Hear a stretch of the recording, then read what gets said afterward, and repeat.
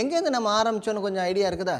ஆதி அப்போஸ்தலருக்கு இயேசுவானவர் என்ன கற்றுக் கொடுத்தாருங்கிறதுல இருந்து நம்ம படிச்சோம். அப்போ இயேசுவான லூக்கா 24வது அதிகாரத்துல 24வது அதிகாரம் எம்மாவூர் சீஷர்களோட ஆண்டவர் பேசிட்டு வரும்போது, இயேசுவானவர் பேசி கொண்டு வரும்போது அவர் சொல்றாரு, ஆகமங்களிலும் தீர்க்கதரிசன புஸ்தகங்களிலும் மோசேயின் ஆகமங்களிலும் சங்கீத புத்தகத்திலும் எழுதியிருக்கிறது என்னை குறித்து எழுதியிருக்கிற யாவையும் நிறைவேற வேண்டியது. 24வது அதிகாரம் 44வது வசனம். இதை நம்ம இந்த வசனத்தை ரொம்ப 44லேருந்து 49 வரைக்கும் அவர் பேசுவார். ஆனால் அதுக்கு முன்னாடி இந்த எம்மாவூர் சீஷர்களை குறித்து பேசும்போது 13வது வசனத்துலேருந்து பேசிட்டு வருவார்.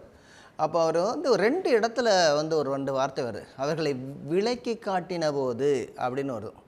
அவர்களை விபரித்து கூறினார், விலக்கி காட்டினார். இதுக்கு இந்த கிரேக்க வார்த்தை என்னென்னா ஹோமலிட்டிக்ஸ் அப்படிங்கிற வார்த்தை. ஹோமலிட்டிக்ஸுங்கிற ஒரு சப்ஜெக்ட். அது எப்படி வியாக்கியானம் பண்ணுவது, எப்படி விளக்குவது என்பது.